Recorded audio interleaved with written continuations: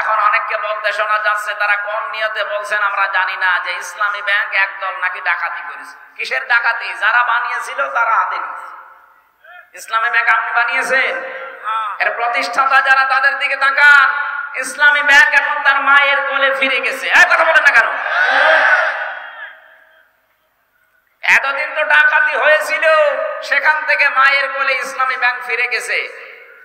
যাদের চরিত্র ওই রকম, তারা ওই রকম কথা বলতে পারে। যাদের চরিত্রের ভেতরে এরকম মারিং কাটি, কথা বলছেন না কেন? আমরা তো ঘোষণায় দিয়ে দিয়েছি আমাদের চরিত্রের ভেতরে কোনো মারিং কাটিং করার অভ্যাস নেই। যদি দেখাতে পারেন যে 1 টাকা কেউ মেরে খেয়েছে, শুধু প্রমাণ দেন। কি করে দেখেন, দুইটা মন্ত্রী ছিল, 1 টাকা পর্যন্ত দুর্নীতি করেছে, প্রমাণ আজও কেউ দিতে পারেনি। এরপরে আবার কি দেখানো লাগবে আপনাকে? বলে কিছু দেখান। কি দেখাবো? এর চাইতে মন্ত্রীর জায়গায় থেকে যদি 4 আনা কোনো দুর্নীতি না পায়, এই বাংলাদেশের ইতিহাসে প্রথম যে মন্ত্রণালয় চালানোর পরে আবার কিছু টাকা বেঁচে গেছে, ওগুলো ফেরত দিয়েছে। কে দেবে বলেন? এই কুমিল্লা সাক্ষী কিছুদিন আগে নেতা এসেছিল, 5টা মোবাইল পাওয়া গেছে, সেটা আবার ফেরত দিয়ে দিয়েছে। বাংলাদেশের ইতিহাসে দেখান তো, এর চাইতে কি দেবে চরিত্রের মাধুর্যতা? আবার এই ঝঞ্ঝা বিক্ষুব্ধ পৃথিবীতে, যেখানে একেবারে চরিত্র ঠিক রাখাই কঠিন, সেখানে এই মানুষগুলো মোবাইল ফেরত দিয়ে যায়। যেখানে 5,000 টাকার 20,000 টাকার মোবাইল ফেরত দিতে পারে, এরকম মানুষের কাছে কোটি টাকা দিল, এরা ফেরত দেবে। আর আপনার কাছে গিয়ে তো মোবাইল ফেরত না, মোবাইলের খাপও ফেরত পাওয়া যায় না। আর আপনি শুধু ফতোয়া দেন না, ইসলামী ব্যাংক ডাকাতি হয়ে গেল। ডাকাতি এতদিন হয়েছিল, এখন তার মায়ের কাছে ফিরে এসেছে। নিজে তো একটা ব্যাংক বানাতে পারেন না, একজন বানিয়েছে, সেটা শুধু কিভাবে মারিং কাটিং করে খাবেন সেই পদ্ধতি আছে। নিজে একটা কিছু তৈরি করে জাতিকে দেখান। একটা সুসও তৈরি করতে পারে না, সে ফতোয়া দেয়।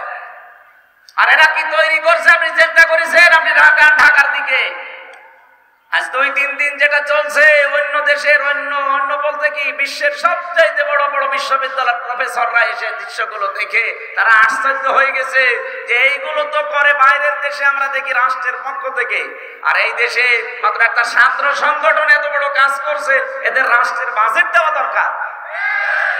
দেশ এমনি দাঁড়াবে, শুধু বায়ান দিয়ে দেশ দাঁড়ায় না, কাজ করা লাগে। চরিত্রের সর্বোচ্চ পর্যায়ে তারা পৌঁছাচ্ছে সবকিছু দিয়ে। আর আপনি আদর্শ দিয়ে মোকাবেলা করতে পারেন না, শুধু উল্টাপাল্টা ফতোয়া দেন। জনগণ এখন আর ওই আগের 5 তারিখের আগে নেই, অনেক আগে আগস্টের 5 তারিখ পার হয়ে গেছে। কথা বলেন না কেন? এখনো পর্যন্ত অনেকে আমরা দেখতে পাই, বিশেষ করে মডেল মসজিদের খতিব এবং ইমাম যারা 15.5 বছরে তারা যা করেছে আলেমের নাম নিয়ে, জালেমরাও এত নিচে নামে না। ইমামতি করতে হলে ইমান লাগে না? ইমান না থাকলে তার ভেতরে নামাজ হবে? ইমান থাকার জন্য যে সমস্ত কাজ করা লাগে, তার প্রথম কাজ হচ্ছে ফামাই আকফর বিত্তাগুত, সে যেন তাগুত ছেড়ে দেয়। তাগুত ছেড়ে না দিয়ে যদি কেউ ইমানের দাবি করে, ও ইমান টেকে না। আর তাগুত ছেড়ে দিয়ে ইমানের দাবি করলে ফাকাদ ইসতামসাকা বিল উরওয়াতিল ওয়াসকা লা ইনফিসামা লাহা, সে আমার একটা মজবুত অবলম্বন ধারণ করবে, যা কখনো ছেড়ে যাবে না। বাংলাদেশে তাকান, যারাই তাগুত ছেড়ে দিয়ে ইমান এনেছে, তাদেরকে আপনি 57 দিন রিমান্ডে নিয়েও টলাতে পারেন। ডক্টর শফিকুল ইসলাম মাসুদার জ্বলন্ত প্রমাণ, তারা ইমান এনেছে কিন্তু তাগুত ছেড়ে দিয়ে। যেন বাংলাদেশের ইতিহাসে এতদিন রিমান্ডে কেউ থাকেনি। জনাব দেলাওয়ার হোসেন, আমি রিমান্ডে ছিলাম, যে অফিসার ছিল আসাদুজ্জামান আসাদ, এই কোলাঙ্গার, এই শয়তান আমাকে বলছিল যে দেলাওয়ারকে আমি তার গরম করে ওর লজ্জা স্থানে ঢুকিয়েছি, ওর পুরুষত্ব নষ্ট হয়ে গেছে। পরবর্তীতে চিকিৎসার মাধ্যমে আল্লাহ আবার ফেরত দিয়েছে। বলেন তো, এই মানুষগুলো এই যে 67 দিন 65 দিন যারা রিমান্ডে কাটিয়েছে, এত জুলুম, এত নির্যাতন, ফুটবলের মতো লাথি দিয়েছে 4-5 জন মিলে একসাথে। এত কষ্ট দিয়েছিল এই ভাইদেরকে, এরপরও তারা এক চুলও টলাতে পারে, কারণ তারা ঈমান এনেছে তাগুত ছেড়ে দিয়ে। অথচ বাংলাদেশে বহু পীর, বহু আলেম, বহু ইমামকে আমরা দেখেছি তারা তাগুত ছেড়ে না দিয়ে ঈমানের দাবি করত। এজন্য বাতাস পাল্টিয়েছে, তারাও পাল্টিয়ে গেছে। আমার কথা বোঝে নাকি না বুঝে খালি মাথা নাড়াচ্ছে? আশা করছে আপনি বুঝেছেন। সুতরাং যাদের ঈমানই নেই, মান রাআ মিনকুম মুনকারান ফালিয়ুগাইয়িরহু বিয়াদিহি ফাইন লাম ইস্তাতি' ফাবিলিসানিহি ফাইন লাম ইস্তাতি' ফাবিকলবিহি ওয়া যালিকা আযআফুল ঈমান। রাওয়াহুল বুখারী। হযরত আবু সাঈদ খুদরি রাদিয়াল্লাহু তাআলা আনহু থেকে বর্ণিত, তিনি বলেন, কেউ যদি শরীয়ত বিরোধী, মানবতা বিরোধী কোনো কাজ দেখে, সেজন্য হাতের দ্বারা এটা বন্ধ করে। হাত মানে শুধু এই হাত না, এটা ক্ষমতার হাত, আইনের হাত, প্রভাব প্রতিপত্তির হাত, টাকা পয়সার হাত। আপনি কি যে জায়গায় আছেন ওখান থেকে এই সমস্ত পর্যায়ে আপনাকে এটা বন্ধ করা লাগবে। যদি এটা না পারেন, মুখ দিয়ে প্রতিবাদ করা লাগবে। এদেশে আমরা অনেকেই মুখের প্রতিবাদের ভাষা ছিল, কিন্তু তারপরও করি নাই। এটাও যদি আপনার অনুকূলে না থাকে, আয়ত্তের বাইরে যায়, তাহলে সর্বশেষ আপনাকে মনে মনে সিদ্ধান্ত নেওয়া লাগবে, পরিকল্পনা করা লাগবে কি করে অন্যায় বন্ধ করা যায়। দুঃখজনক হলেও সত্য, ইসলামের বিরুদ্ধে, মানবতার বিরুদ্ধে প্রকাশ্য অবস্থান নিয়েছিল জালেমরা। 3 নাম্বার যেটা পরিকল্পনা করে এটা বন্ধ করা যায়, এইটাও অনেক আলেম, অনেক ইমাম, অনেক পীর, অনেক মুসলমান করে নাই। অথচ আদাফুল ঈমান, আদাফ ইসমে তাফসীল, এর চাইতে নিচে আর ঈমান নেই। একেবারে দুর্বল পয়েন্ট এটা। এইটাও যাদের না থাকে, তাদের ঈমান থাকে কি করে? আরো তারা সহযোগিতা করত কি করে এদের আরো বিপদে ফেলা যায়। শহীদ আল্লামা দেলাওয়ার হোসাইন সাইদি রহমতুল্লাহ আলাইহি এখানে আসতেন না আগে? আমি শুনেছি ওখানে উনি এখানে আসতেন। আমি যেখানে ছিলাম আজকে, এখানেই তিনি বিশ্রাম নিতেন। কোরআনের এই পাখি 50টা বছর বিশ্বের বহু দেশে কোরআনের আলো ছড়িয়েছে।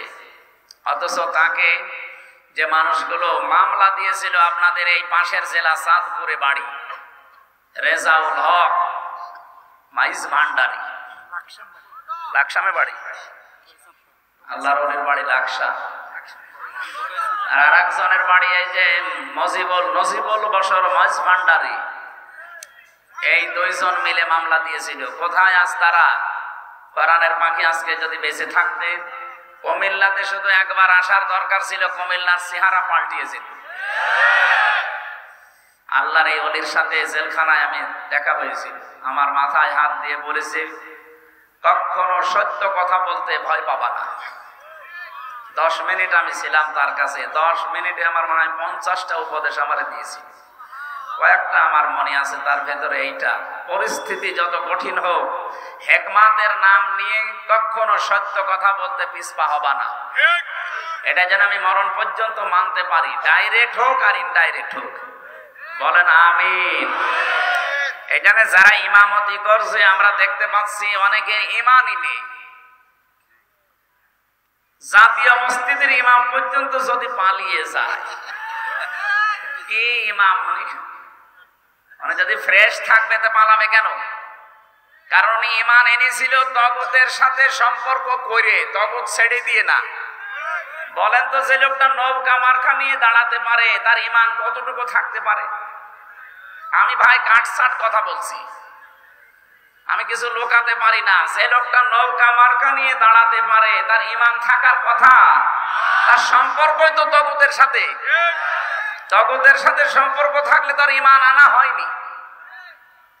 আল্লাহ এজন্য প্রথমে শর্ত দিয়েছেন, ফামাই ইয়াকফুর বিত-তাগুত ওয়া ইউমিন বিল্লাহ। ঈমান যদি কেউ আনতে চায়, প্রথম নম্বরে তাকে তাগুত ছেড়ে দেওয়া লাগবে। এজন্য এই ময়দানে আমরা যারা বসে আছি, আমরা যারা ঈমান এনেছি, আমরা তাগুতের সাথে সম্পর্ক তৈরি করি না, তাগুত ছেড়ে দিয়ে ঈমান এনেছি। কথা বলেন ঠিক কিনা? যে আল্লাহ আমাদেরকে দল, মত, জাতি, বর্ণ, ধর্ম নির্বিশেষে আজকে অনুষ্ঠানে নিয়ে আসলে খুশি হয়ে বলেন আলহামদুলিল্লাহ। দরুদ আর সালাম পড়ছি আমাদের নবী, মানবতার মহান শিক্ষক মুহাম্মদুর রাসূলুল্লাহ সাল্লাল্লাহু আলাইহি ওয়াসাল্লাম। প্রত্যেকটা বিষয়ে তিনি শিক্ষা দিয়েছেন। বুইস্তু মুআল্লিমান, আমাকে প্রেরণ করা হয়েছে শিক্ষক হিসাবে। এমন কোন দিক আর বিভাগ নেই যেখানে তিনি শিক্ষা দেননি। আমরা যে কোরআনে কারীম থেকে তেলাওয়াত করলাম, এটা পড়তে হলে 29টা অক্ষর লাগে। কয়টা? এর প্রতিটি অক্ষরে আমার নবীর সম্মান মর্যাদা আল্লাহ আরো উপরে তুলে দিয়েছেন। তাফসীরে খাসিনের ভেতরে আছে এই তথ্যটা।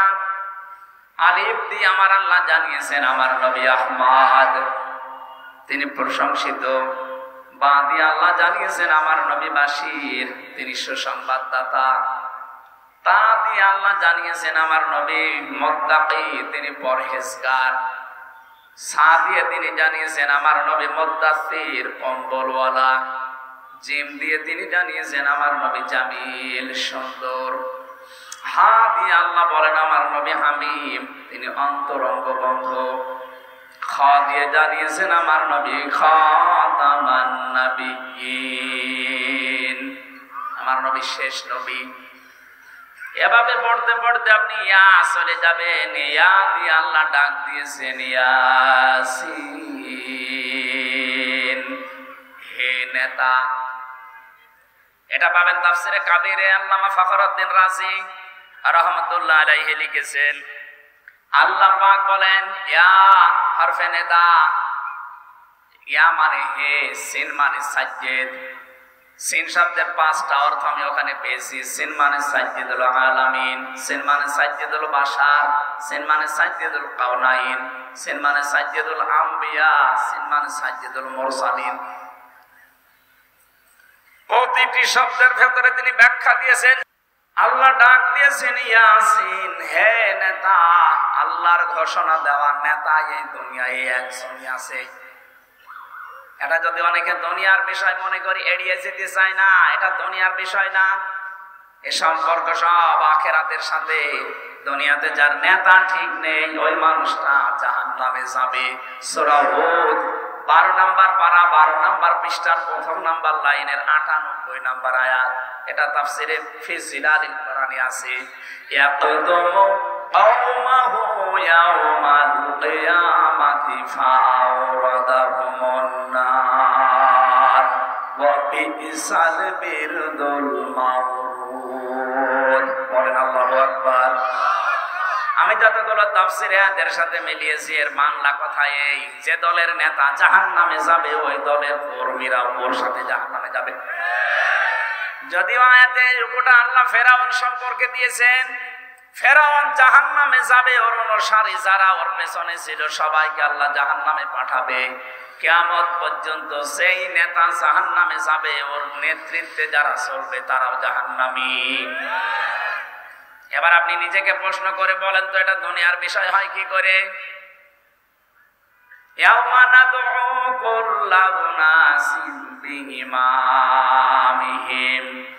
সূরা বানী ইসরাঈলের 71 নম্বর আয়াত 1ম অংশে আছে। আল্লাহ বলেন কিয়ামতে মানুষকে আমি ডাক দেব তার নেতার সাথে। কেন দুনিয়ার বিষয় মনে করে নিজের কপালে আগুন লাগাচ্ছেন? এটা আখিরাতের বিষয়। এইটা আজ আমাদের দেশে ঠিক নেই, এই জন্য তো চাঁদাবাজি এখনো বন্ধ হচ্ছে না। কি চাঁদাবাজি বন্ধ হয়ে গেছে?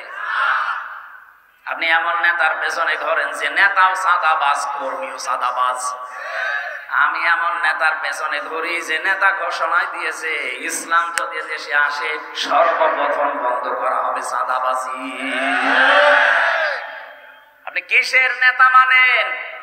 আপনার নেতার দিকে তাকালে শয়তানের কথা মনে হয়, আমার নেতার দিকে তাকালে আমার আল্লাহর কথা মনে হয়।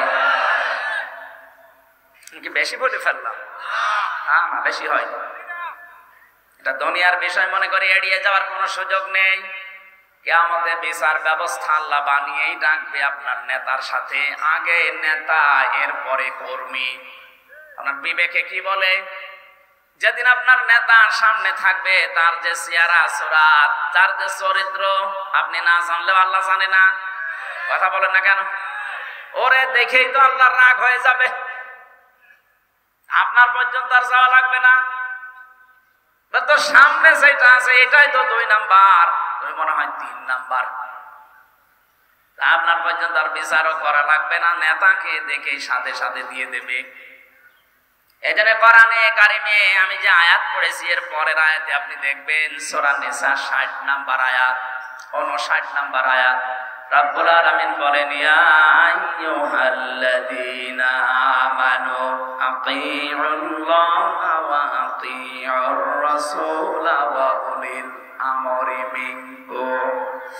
ওহে যারা ঈমানের দাবি করো, আমি আল্লাহর আনুগত্য করো, আমার রাসূলের ইতাআত করো, আর উলিল আমর তোমাদের ভেতরে যারা নেতা নেতৃত্ব দেয় তাদেরকে তোমরা মেনে চলো।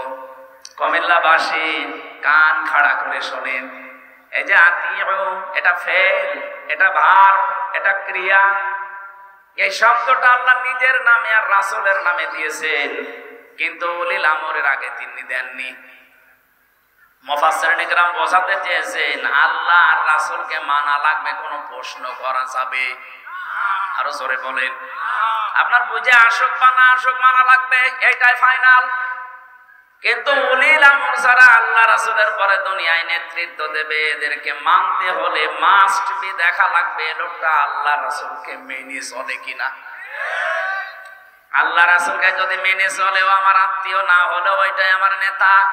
আল্লাহ রাসূলকে মানি না, ও আমার বাবা হলে পরে আমি মানি না। এটা যত বদ্ধমূল করতে পারবেন দুনিয়ার জীবনে তত শান্তি পাবেন।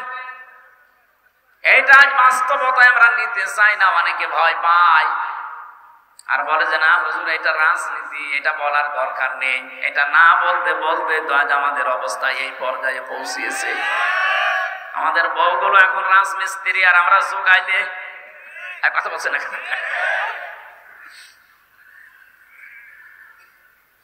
ইয়াসিন বলে আল্লাহ ডাক দিয়েছেন হে নেতা। সিন শব্দের অর্থ বললাম 5টা। প্রথম নম্বর অর্থ হচ্ছে সাজ্জিদুল আলামিন, আলম না। এখন বিশ্বে 257টা রাষ্ট্র আছে, কিছুদিনের ভেতরে আরো 6টা রাষ্ট্র বাড়তেছে। কথা বুঝে কি? এই যে 7 সিস্টার যদি ভেঙে যায় আরো 6টা রাষ্ট্র বাড়বে। 257 আর 6 কত হয়? কয়েকদিন পরে পৃথিবীর মানচিত্রে আপনারা দেখতে পাবেন 263টা রাষ্ট্র হয়ে গেছে। কারণ সেভাবে আপনারা পেছনে লেগেছেন, আপনারা ভাঙতে বাধ্য। এতদিন মুসলমানকে গরু খাওয়ার অপরাধে জবাই করেছেন, আমরা কিছুই বলি নাই, কিন্তু এখন আপনারা আল্লাহর ঘর ভাঙা আরম্ভ করেছেন। আপনার পূর্বপুরুষের দিকে তাকান, আবরাহা আল্লাহর ঘর ভাঙতে এসে কাসফিম মাকুল হয়ে গেছে। এক কথা বলে না কেন? আপনাদেরকে আল্লাহ খুশি বানিয়ে ফেলবে, টুকরা টুকরা করে দেবে। আজকেও সকালে দেখেন একটা মসজিদ ভেঙেছে শয়তানরা। বিশ্বের দিকে তাকালে আমরা দেখি কেউ মাটির নিচে গ্যাস পায়, তেল পায়, সোনা পায়, লোহা পায়, আর শয়তানরা শুধু মন্দির পায়। আমরা যদি এখন বলি ঢাকার স্বামীবাগের ইসকন মন্দির 500 বছর আগে এখানে মসজিদ ছিল, আমরা ভেঙে দেব, কি করবেন আপনি?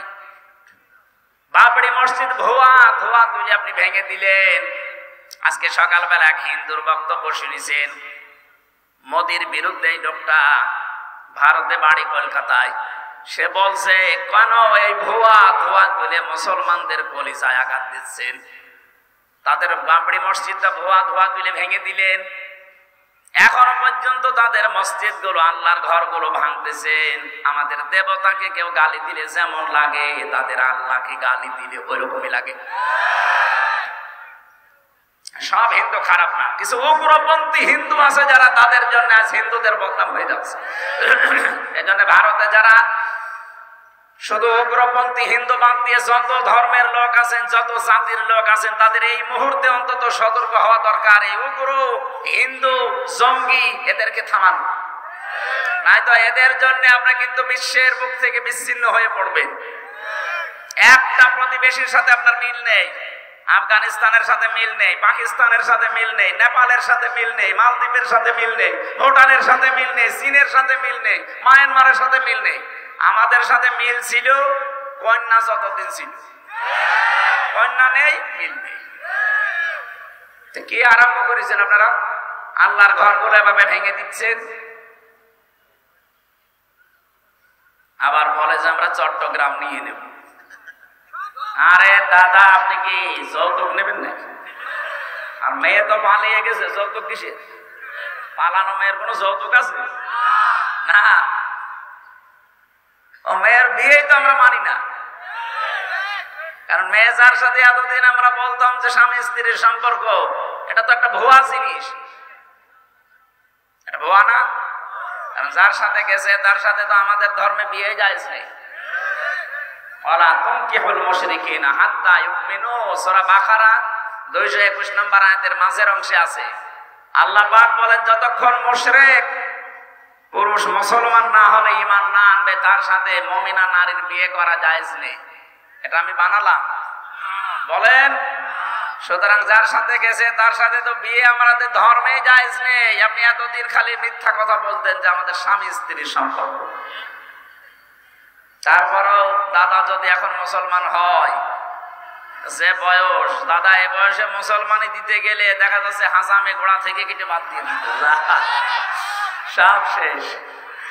আমার মনে হয় এখন আর হবে না। মুরব্বী বয়সে এখন যে অবস্থায় আছে ওইভাবে থাক। আর আমরাও বিয়ে মানি না, যৌতুক তো আরো পরের কথা। আর আমাদের ধর্মে যৌতুক জায়েজ নেই। যৌতুক আছে আমাদের ধর্মে, সুতরাং এটা তো দেওয়ার প্রশ্নই আসে না। বাংলাদেশে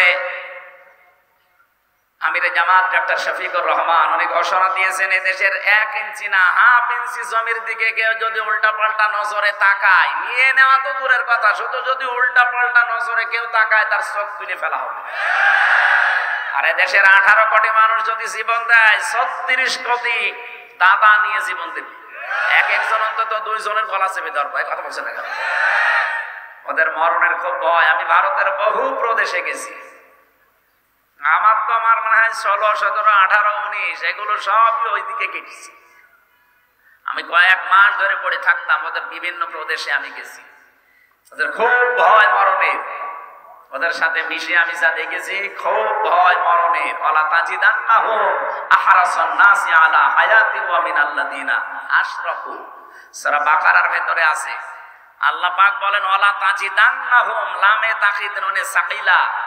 আল্লাহ গ্যারান্টি দিয়ে জানিয়েছেন, অবশ্যই আপনি তাদেরকে দেখতে পাবেন জীবনের প্রতি খুব বেশি মায়া তাদের, যারা মুশরিক। আমাদের জীবনের প্রতি মায়া না, আমাদের মায়া হচ্ছে জান্নাতের প্রতি। আর ওদের মায়া, মরণের একটু ভয় দেখাবেন, পাগল হয়ে যাবে। খালি বর্ডার বন্ধ হয়ে গেছে, আলু পেঁয়াজ পচতেছে, ভয়ে এখন কান্নাকাটি আরম্ভ করে, যেমন না খেয়ে মারা যাবে। আমাদের এতদিন ভয় দেখাতো যে আমরা দেন না খেয়ে মারা যাবো যদি খাবার না পাঠায়। আরে ভাই, আমাদের ঈমান যাই আছে, এই ঈমানের উপরে ভিত্তি করে আমরা বলতে পারি আমাদের মুসলিম জাতির বছরে 1 মাস না খেয়ে থাকা ফরজ।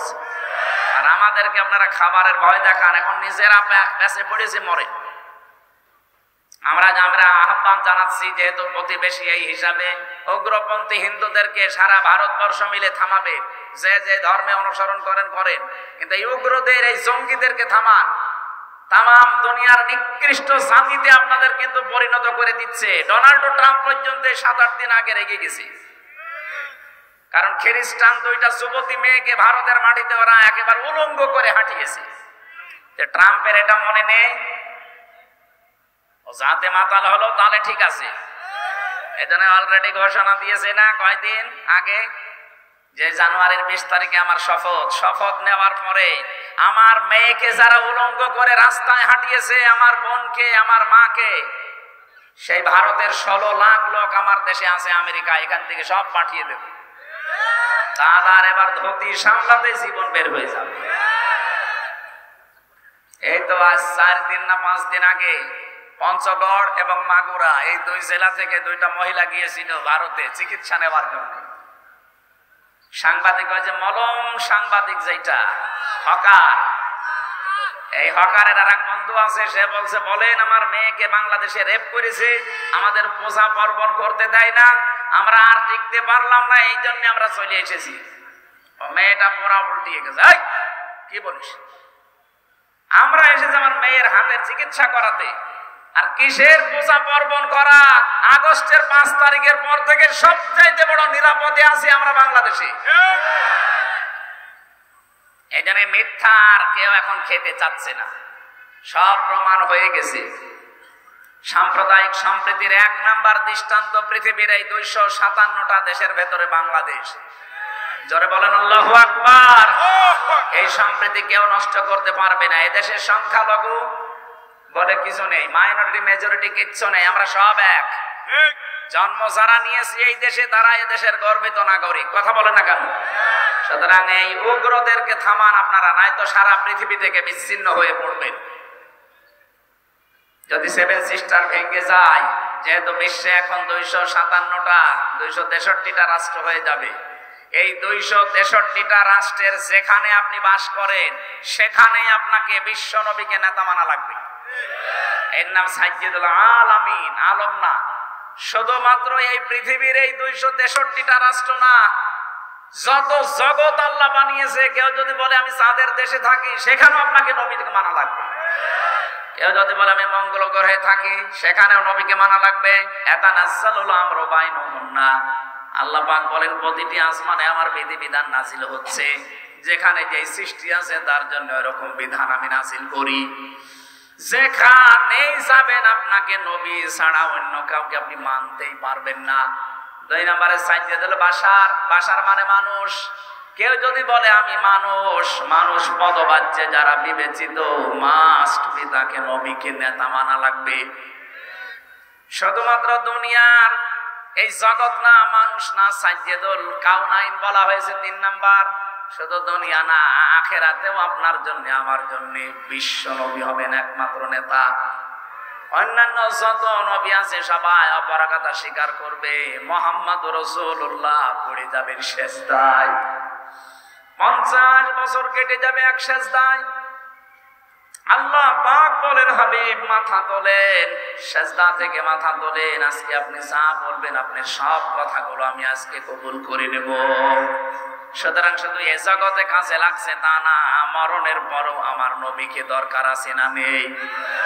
এখনো পর্যন্ত যারা রাজনীতি মনে করে কানে তোলা দিয়ে আছেন, কান একটু ছাড়ান, হাত সরান। শুধু দুনিয়া না, আখিরাতেও কাজে লাগবে। যার সিগনেচার ছাড়া, যার সার্টিফিকেট ছাড়া, যার সুপারিশ ছাড়া কেউ জান্নাতের গেটে যেতে, আরো জোরে বলেন। 4 নম্বরে শুধু আমাদের মানুষের না, উভয় জগতে না, সাইয়্যিদুল মুরসালিন, যাদের রাসূল আল্লাহ পাঠিয়েছেন তাদের জন্য তিনি সাইয়্যিদ। 5 নম্বরে সাইয়্যিদুল আম্বিয়া, শুধু নবীদের না, শুধু রাসূলদের না, সবার জন্য তিনি ছিলেন একমাত্র নেতা। হযরতে মুসা আলাইহিস সালাম এত বড় পাওয়ারফুল নবী, আল্লাহর সাথে কথা বলতেন। তিনি যদি এখন বাংলাদেশে আসে আর কেউ যদি মুহাম্মদুর রাসূলুল্লাহকে বাদ দিয়ে মুসা নবীর আদর্শ গ্রহণ করে, নিছক সে জাহান্নামী। কথা বলেন না কেন? কি মনে করেন আপনি বলেন তো? মুসা নবীর মতো এত বড় পাওয়ারফুল নবী এখন যদি আসে, তাকে মেনে নিলে যদি আপনি জাহান্নামে যান, মুসা নবীর চাইতে আপনার বাবা, আপনার স্বামী, আপনার নেতা কি বড় নাকি? কাকে মানেন আপনি? এই মুহূর্ত থেকে যে উলিল আমরি মিনকুম যে ব্যাখ্যা বললাম, আতিউ শব্দটা আল্লাহ এই জন্য দেননি কারণ আল্লাহ রাসূলকে মানতে গেলে প্রশ্ন নেই, প্রশ্ন করলে আপনার ঈমান থাকবে না। কিন্তু উলিল আমর যারা দুনিয়াতে যারা নেতৃত্ব দেবে আল্লাহ রাসূলের পরে, সে যেই হোক, আগে দেখতে হবে লোকটা আল্লাহ রাসূলকে মানে কিনা। বুঝেছেন কিনা বলেন এ পর্যন্ত? বুঝেছেন? আপনারা বুঝলে শুধু হচ্ছে না, আমার এগুলো তো বুঝবে। যতদূর পর্যন্ত এই আওয়াজ যাচ্ছে, রেকর্ড হচ্ছে, তামাম দুনিয়া ছড়িয়ে যাচ্ছে, সবাইকে উদ্দেশ্য করে বলছি আপনার বিবেকটা কাজে লাগাবেন। আল্লাহ আমাদেরকে বিশ্ব নবী মুহাম্মদুর রাসূলুল্লাহ একমাত্র আদর্শ মেনে চলার তৌফিক দাও, বলেন আমিন। ইয়াউমা ইযিল্লা তানফাউশ শাফাআতু ইল্লা মান আযিনা লাহুর রাহমানু ورضي له قولا সূরা তাহা 16 নম্বর পারা 18 নম্বর পৃষ্ঠা 10 নম্বর লাইনের 109 নম্বর আয়াতে আছে। আল্লাহ বলেন সেদিন সুপারিশ কাজে লাগবে না, যার কথা শুনতে আমি আল্লাহ রাজি না হব এবং যার প্র্যাকটিক্যাল লাইফের উপরে আমি আল্লাহ রাজি না থাকব। কুমিল্লাবাসী, নবীজির সুপারিশ যদি আমি আপনি পেতে চাই, আমার জীবনকে আগে পাল্টাতে হবে। জীবন পাল্টানোর যতগুলো নিয়ম নীতি আছে কোরআনে আমি 500 নিয়ম পেয়েছি, তার ভেতরে আজকে একটা বলছি। আমার আলোচনার বিষয় আজকে আমানত। কি বললাম? বলেন বলেন। মানব জীবনের একটা গুরুত্বপূর্ণ পাঠ এটা। পুরা কোরআনে এরকম 500টা পাঠ আছে, এর ভেতরে আজকে আমি একটা বলছি আমানত। শব্দটা শুনতে যত সহজ মনে হচ্ছে, বিষয়টা অত সহজ না। এর ভেতরে আমার মনে হয় দুনিয়া আখিরাত সব আল্লাহ লুকিয়ে রেখেছেন। আমানত এমন একটা গুরুত্বপূর্ণ বিষয়, নবী মুহাম্মদ রাসূলুল্লাহ জানিয়েছেন কিয়ামতের আগে দৃশ্যটা দুনিয়ায় এমন হবে, মাইকিং করেও একজন আমানতদার মানুষ খুঁজে পাওয়া যাবে না। আমার মনে হয় সেই সময় এখন প্রায় চলে এসেছে। আপনি তাকান, এখন মাইকিং করে একটা আমানতদার মানুষ খুঁজে পাওয়া যায় না। অথচ একটা মানব জীবনের গুরুত্বপূর্ণ পাঠ, নবীজিকে মানুষ আমানতদার এই শব্দটা বলে আরবে ডাক দিত। আমানতদার বলতো না, আল আমিন, আস সাদিক, এমনি এমনি বলে নাই। সে জীবনে এত বেশি আমানতের দায়িত্ব পালন করেছেন, নিজের জামাই হযরতে আলীকে মরণের বিছানায় রেখে গেছে, তারপরও আমানতের দায়িত্ব ভুলে যাননি। যেদিন তার বাড়ির চারিদিকে 42 জন কাফের রাঙ্গা তরবারি নিয়ে দাঁড়িয়ে আছে, বিশ্ব নবী ডাক দিয়ে বললেন, আলী, চারিদিকে ওরা দাঁড়িয়ে আছে আমাকে হত্যা করার জন্য। ওই যে ঘরের ভেতরে টোপলা দেখতে পাও, ওগুলো সবই ওদের, যারা আমাকে হত্যা করার জন্য এসেছে। আমি আল্লাহর আদেশ পেয়েছি, এ মুহূর্তে যদি আমি চলে যাই তাহলে আমার আল আমিন নামের কলঙ্ক হয়ে যাবে। আমানতদার আমি, ওরা নিজেরাই আমাকে ডাকে, তাহলে এই আমানতদারের কলঙ্ক হয়ে যাবে। তুমি আমার বিছানার উপরে চাদর মোড়া দিয়ে শুয়ে থাকো, সকালবেলা ওরা এসে যখন আমাকে পাবে না, পাবে তোমাকে। তুমি তখন পাওয়ার সঙ্গে সঙ্গে যে দুনিয়া তার চাইলে তোমারে হয়তো কিছু বলবে না।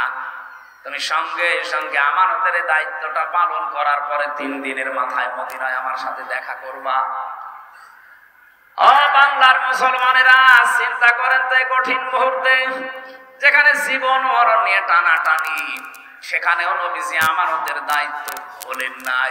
নিজের জামাইকে মরণের বিছানায় রেখে যাচ্ছে, অথচ আপনি কি করলেন? এ বিশাল আমানতটা জনগণ আপনাকে দিতে চায়নি, তারপর আপনি নিজে নিজে আমানতদার সেজেছিলেন। কথা বলে দেখা। তিনি 3টা নির্বাচনে আমরা কেউ তাকে জোর করে দিতে চাইনি, তিনি জোর করে আমানতের দায়িত্বটা নিয়েছিলেন। কি করলেন নিয়ে? এই যে চলে গেলেন, কত ঋণ আমাদের মাথার উপরে দিয়ে গেলেন আপনি। এখন এই দেশে একটা মানুষ জন্ম নিলে কমপক্ষে 1,10,000 টাকা তার মাথার উপরে ঋণ। রিপোর্ট দেওয়া হচ্ছে এই দেশে প্রতি বছরে, এই 15.5 বছরে, প্রত্যেক বছরে 42,000 কোটি টাকা শুধু পাচার হয়েছে। এক দরবেশ সেই টাকা মেরে খেয়েছে 36,000 কোটি। এ সালম একটা কুলাঙ্গার ইসলামী ব্যাংক থেকে 80,000 কোটি টাকা মারিং কাটিং করেছে। এখন অনেককে বলতে শোনা যাচ্ছে, তারা কোন নিয়তে বলছেন আমরা জানি না, যে ইসলামী ব্যাংক একদল নাকি ডাকাতি করেছে। কিসের ডাকাতি? যারা বানিয়েছিল তারা হাতে নিয়েছে। ইসলামী ব্যাংক আপনি বানিয়েছেন, এর প্রতিষ্ঠাতা যারা, তাদের দিকে তাকান। ইসলামী ব্যাংক এখন তার মায়ের কোলে ফিরে গেছে। কথা বলেন না কেন? এতদিন তো ডাকাতি হয়েছিল, সেখান থেকে মায়ের কোলে ইসলামী ব্যাংক ফিরে গেছে। যাদের চরিত্র ওই রকম, তারা ওই রকম কথা বলতে পারে। যাদের চরিত্রের ভেতরে এরকম মারিং কাটি, কথা বলছে না।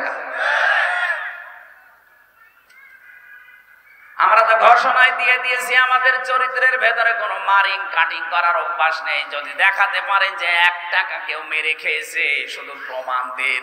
কি করে দেখেন। দুইটা মন্ত্রী ছিল, 1 টাকা পর্যন্ত দুর্নীতি করেছে, প্রমাণ আজও কেউ দিতে পারেনি। এরপরে আবার কি দেখানো লাগবে আপনাকে? বলে কিছু দেখান। কি দেখাবো? এর চাইতে মন্ত্রীর জায়গায় থেকে যদি 4 আনা কোনো দুর্নীতি না পায়, এই বাংলাদেশের ইতিহাসে প্রথম যে মন্ত্রণালয় চালানোর পরে আবার কিছু টাকা বেঁচে গেছে, ওগুলো ফেরত দিয়েছে। কে দেবে বলেন? এই কুমিল্লা সাক্ষী কিছুদিন আগে নেতা এসেছিল, 5টা মোবাইল পাওয়া গেছে, সেটা আবার ফেরত দিয়ে দিয়েছে। বাংলাদেশের ইতিহাসে দেখান তো এর চাইতে কি দেবে? চরিত্রের মাধুর্যতা। আবার এই ঝঞ্ঝা বিক্ষুব্ধ পৃথিবীতে যেখানে একেবারে চরিত্র ঠিক রাখাই কঠিন, সেখানে এই মানুষগুলো মোবাইল ফেরত দিয়ে যায়। যেখানে 5,000 টাকার 20,000 টাকার মোবাইল ফেরত দিতে পারে, এরকম মানুষের কাছে কোটি টাকা দিলেও এরা ফেরত দেবে। আর আপনার কাছে গিয়ে তো মোবাইল ফেরত না, মোবাইলের খাপও ফেরত পাওয়া যায় না। আর আপনি শুধু ফতোয়া দেন না, ইসলামী ব্যাংক ডাকাতি হয়ে গেল। ডাকাতি এতদিন হয়েছিল, এখন তার মায়ের কাছে ফিরে এসেছে। নিজে তো একটা ব্যাংক বানাতে পারেন না, একজন বানিয়েছে, সেটা শুধু কিভাবে মারিং কাটিং করে খাবেন সেই বুদ্ধিতে আছে। নিজে একটা কিছু তৈরি করে জাতিকে দেখান। একটা সুসও তৈরি করতে পারে না, সে ফতোয়া দেয়।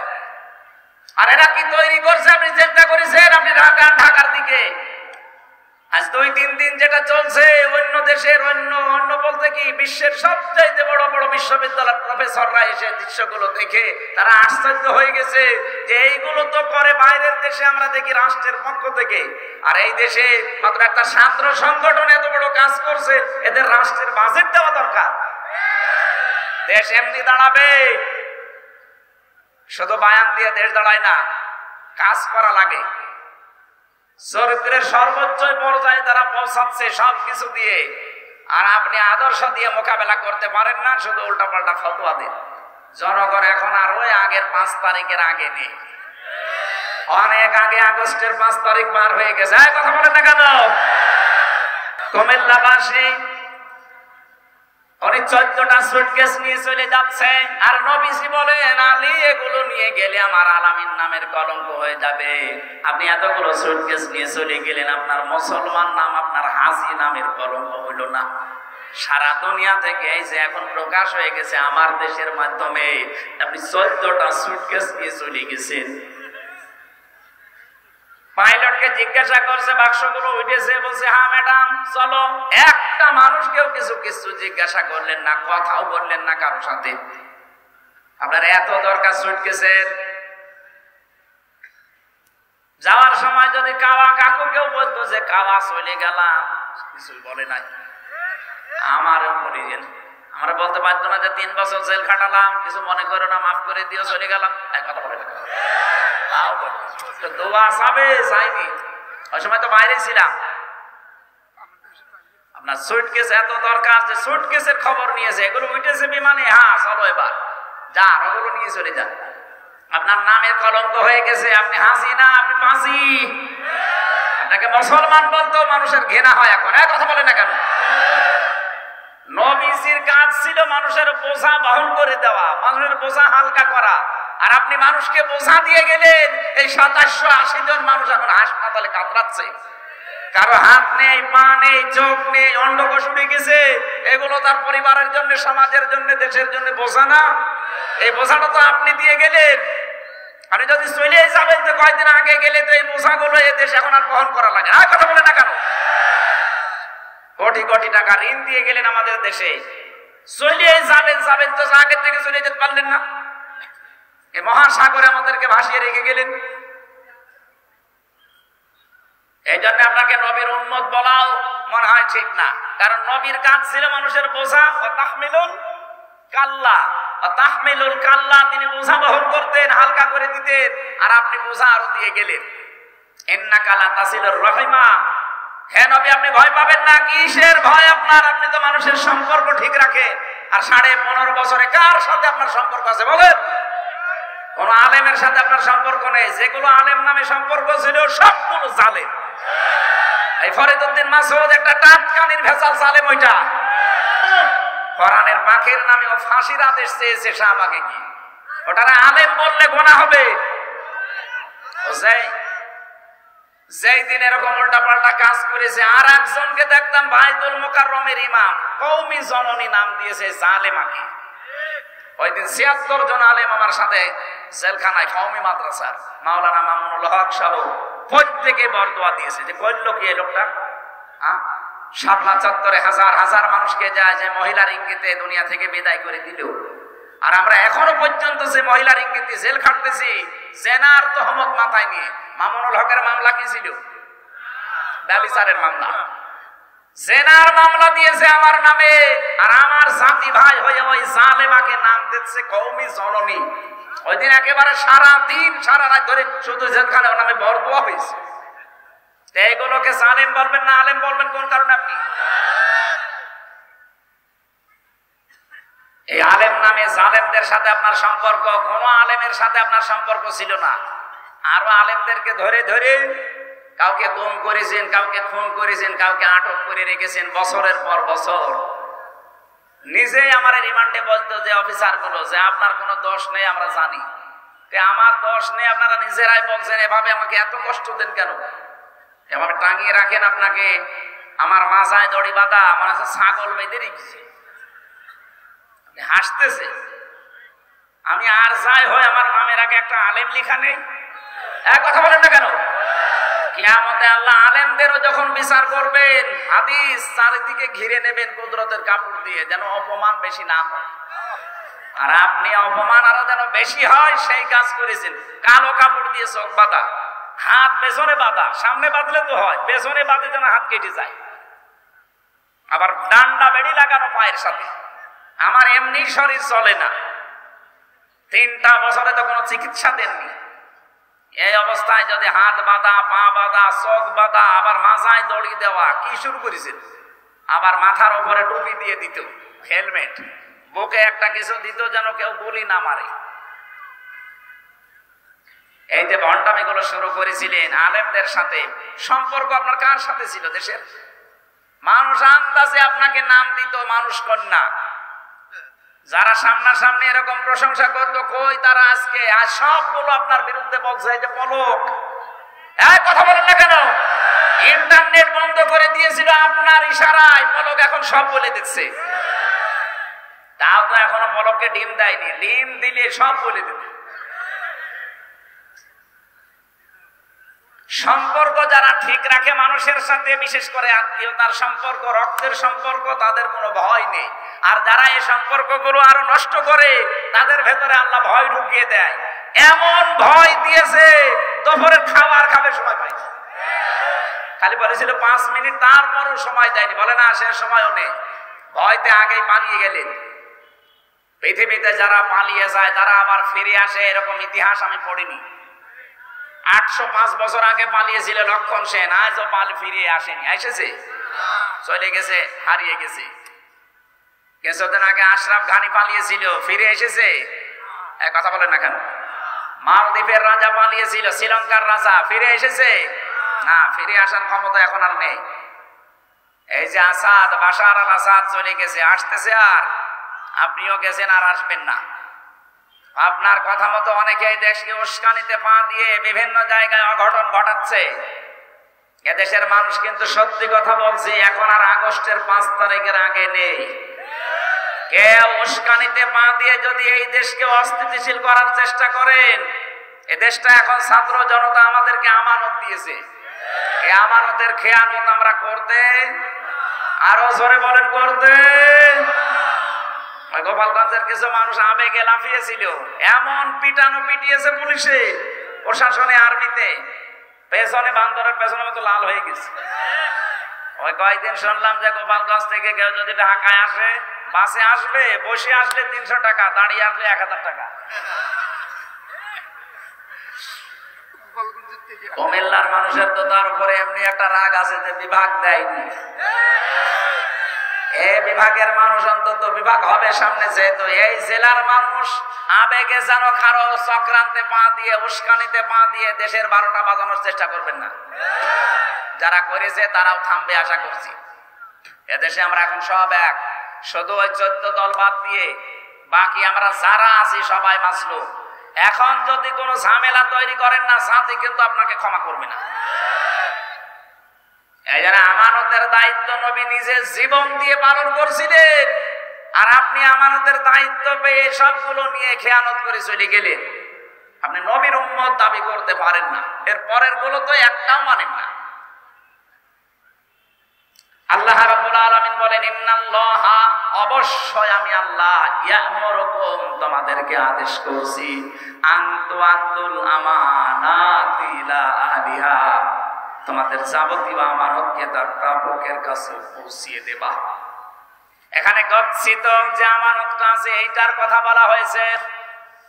তাফসীরে ইবনে কাসিরের ভেতর থেকে শোনাচ্ছি, হযরত উসমান ইবনে তালহা রাদিয়াল্লাহু তাআলা আনহা, তার ঘটনা এই আয়াতের ভেতরে আছে। নবীজি মক্কা বিজয় করলেন, নিজে উঠের উপরে চড়ে তাওয়াফ করলেন, লাঠি দিয়ে হাজরা আসওয়াদকে তিনি স্পর্শ করলেন। এরপরে হযরতে তালহা উসমান ইবনে তালহাকে ডাক দিয়ে বললেন, এই নাও চাবি, কাবার এই চাবি। দরজা খুলে তিনি 2 রাকাত নামাজ আদায় করে চাবিটা দিয়ে দিলেন। বলেন, কিয়ামত পর্যন্ত তোমার বংশের কাছে এই আমানতটা থাকবে। এই আয়াতটা তিনি ওই সময় তেলাওয়াত করে জানালেন, অবশ্যই আল্লাহ নির্দেশ দিয়েছে তার আমানতকে তার প্রাপকের কাছে পৌঁছিয়ে দাও। আমানতের কথা কেন বারবার বলছি? আমার এই জীবনে আমি কোরআনে কারিমে পুরাটা পড়ে আমানত পেয়েছি প্রধানত 27 প্রকার। কত? 27 প্রকার। আপনি কি ঘুমাচ্ছে? 27 প্রকার আমানতকে দুনিয়ায় আপনাকে পালন করে দেখানো লাগবে। তার প্রথম প্রকার আমানত হচ্ছে আপনার জীবনটা। এটা আল্লাহ পাক পক্ষ থেকে আপনাকে একটা আমানত দিয়েছেন, মন মতো আপনি ব্যবহার করতে পারবেন না। এমনকি নিজের অঙ্গ প্রত্যঙ্গ যা আছে একটা নিজে নষ্ট করে ফেলতে পারেন না, এটা আমানতের খেয়াল হবে। অলা তুহলিকু আনফুসাকুম,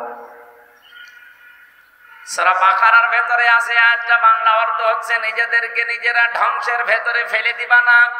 সুতরাং বডিটা যেহেতু আল্লাহর পক্ষ থেকে আপনার কাছে আমানত, এই আমানতটা রক্ষা করার জন্য অবশ্যই এই বডির খেয়াল রাখা লাগবে।